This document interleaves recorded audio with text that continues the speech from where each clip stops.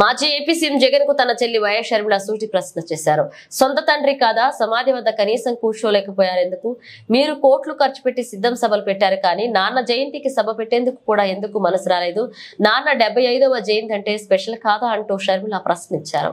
75వ జయంతి రాజశేఖర రెడ్డి గారు ఎంత గొప్పగా చేసి ఉండాలి.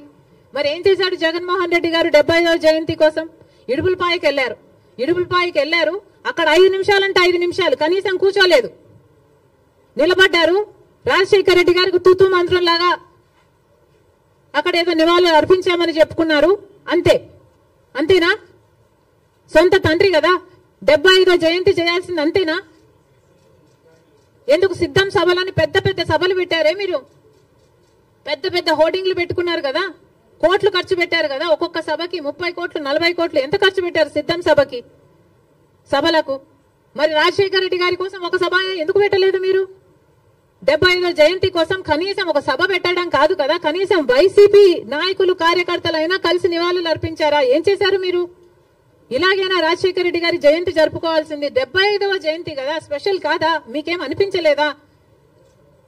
మా నాయకుడు కాబట్టే, మా తండ్రి కాబట్టే, మా కాంగ్రెస్ పార్టీ ఓన్ చేసుకుంది కాబట్టే రాజశేఖర రెడ్డి గారి కోసం మేము అంత పెద్ద సభ పెట్టడం జరిగింది.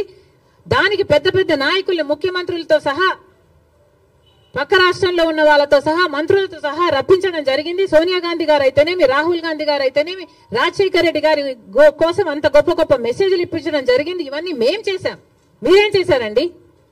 మీరా రాజశేఖర రెడ్డి గారి వారసులు?